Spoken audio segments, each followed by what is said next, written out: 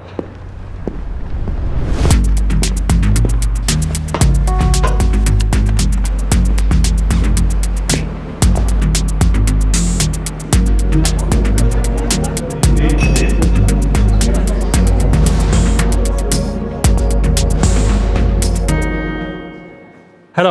my name is Paul Meeusen. I was born in 1965. Great time to grow up, to benefit from the golden age of the 60s. My father was the oldest of 16. He was a bright student, but he stopped school when he was 15 to take over the family trading and transportation business. On one of his trips, he met my mother, as he was delivering grain to the windmill operators, farmers in the neighborhood. They married and had a great life ahead of them. And then times changed. The wind changed a bit against them. Before I was age 10, I saw my father's factory burn down twice. Second time I was old enough to realize what happened. It was just next door. I saw the spectacle, and on the top of the roof, there was this man, and I asked, "Who's this?" And someone said, "It's your father." And was throwing buckets like crazy, trying to put the fire out. But he never gave up. Even after that, when the disruption of the transportation and shipping industry hit the area of Antwerp, and his business suffered really badly. But he never gave up. Even if one day, in a car accident, our family car was hit, my mother recovered miraculously from a severe spine injury, suffered side conditions her entire life, but still they kept going. And one thing in particular they never want to compromise on was education. Education that allowed me, age 21, to be the only youngster in the little town that I was from, graduated with a university degree, saved my last pennies and went on a world tour, traveled around the world, met a lot of people. And one of them is on this picture, is a great Dutch photographer, so I'm able to show many of his pictures with you today. So I came back, did my military service, got my first job, and life was good. Our next generation, my children, your children, grow up in quite a different world.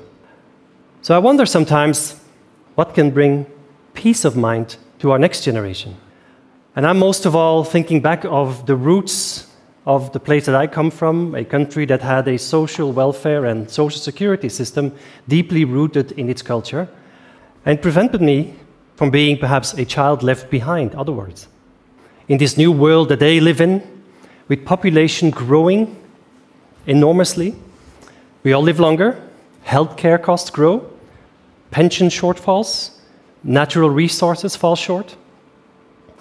All these challenges, what will be the protection environment that's there left for our children? So on their walk of life, can there be something that can grant this to them, especially technology?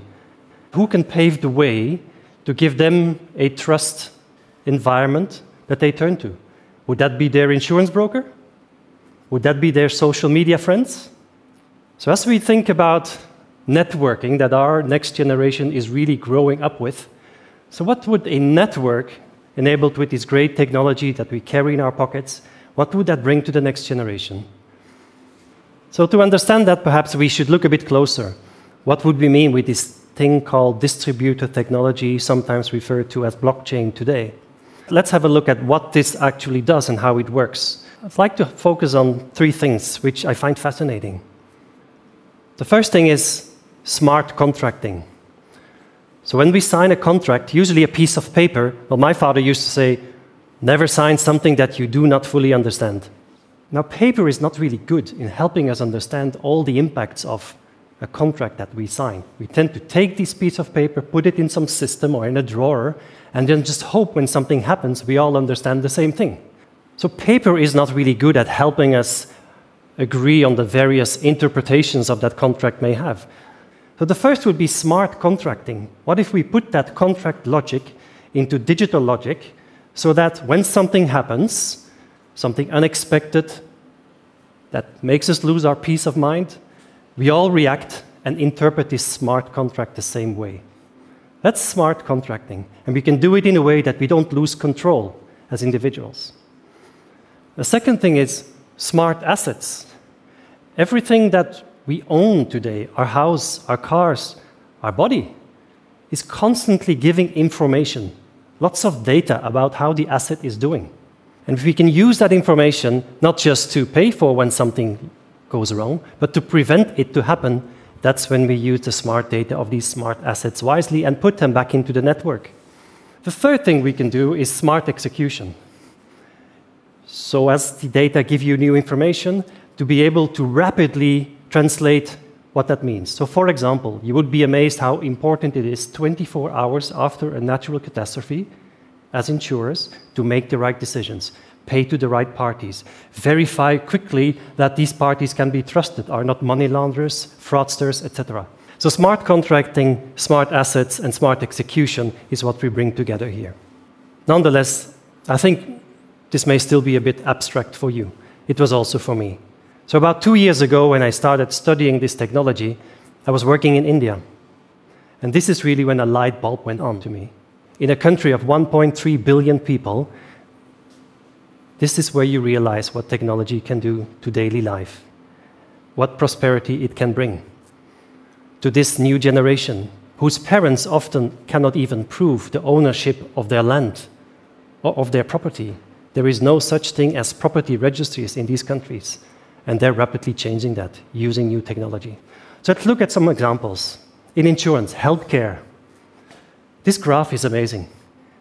It's easy to understand when we all live longer, the cost of keeping us healthy increases.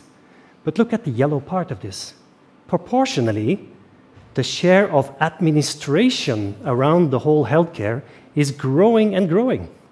So we all spend money on healthcare and insurance. We seem to be spending more on the administration than the actual health care.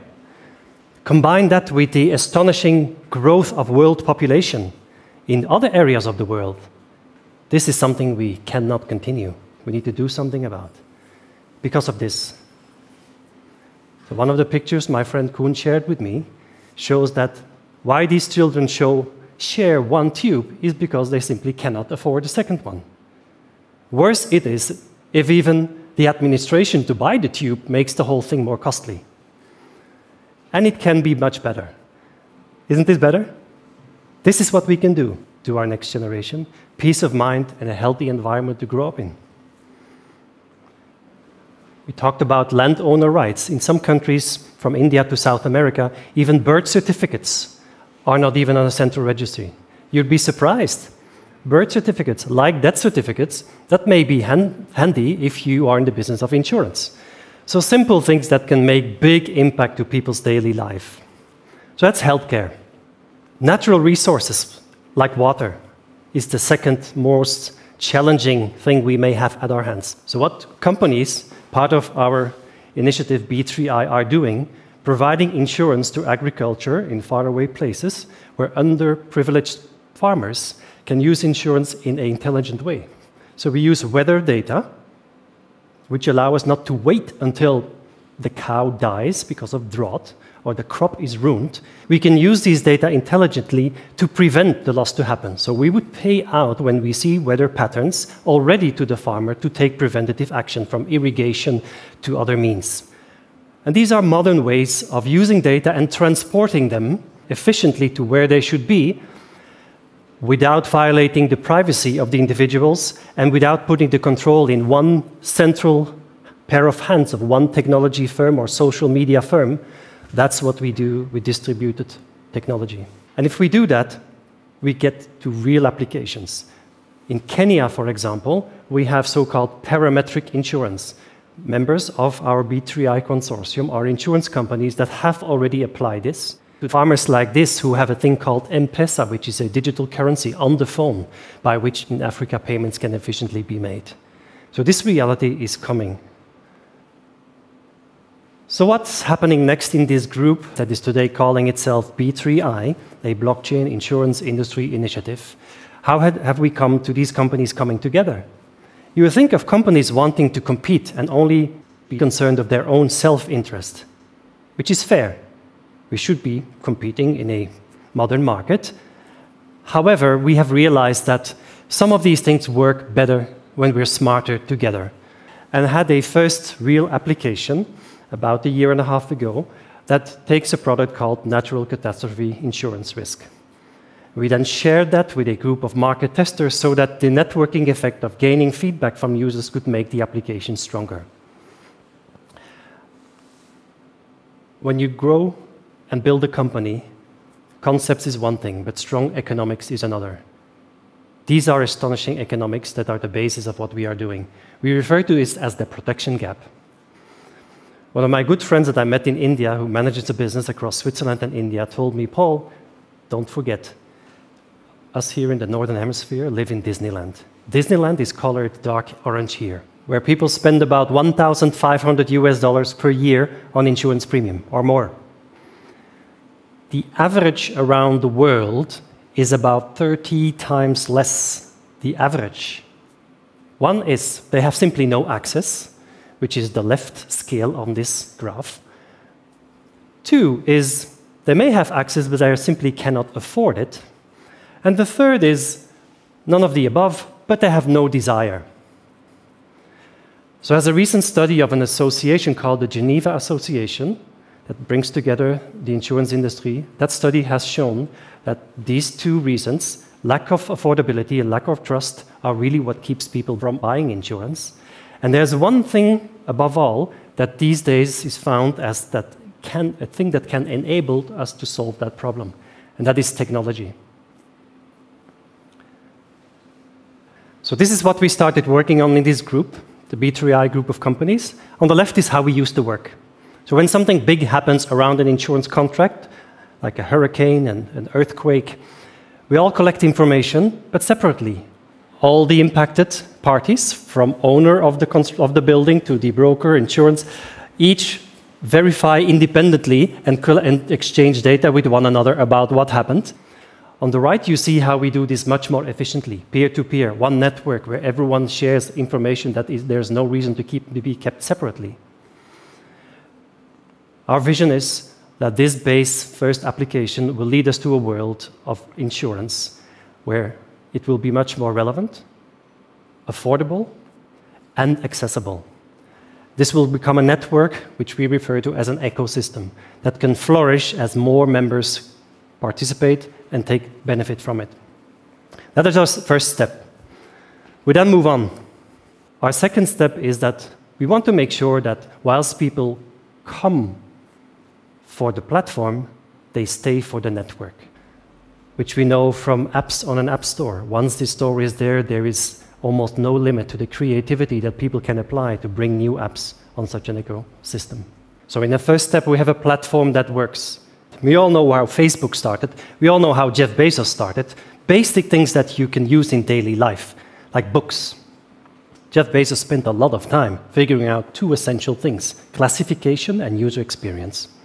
So our platform deals with the essentials that we need to have to make insurance work. Risk classification, contract templates, contract standards, market standards, payment system, counterparty identification, etc. That comes with the package when you join the platform. But what we really want people to join for, they join the platform, but they stay for the network. So that's what we're doing. We've recently just founded a company under the name B3i, and we're on this journey. So going back, I wonder, if he would come back, what would my father think about this? I think he would especially appreciate three things about this new technological advancement. One, you think back of the personal computer that I went to buy with him, some big box in the early 80s, and still like how it's personal. Secondly, he would definitely like the efficiency, so he can spend more time with his family and his customers.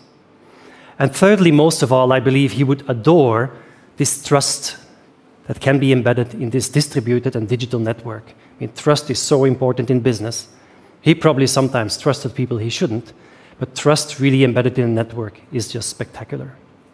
So I hope that, like him, I could also make you enthusiastic to embrace this new technology, as it can bring risk management, insurance, and protection to people and their daily life, and to communities that could not even have dreamt of ever affording it. Thank you.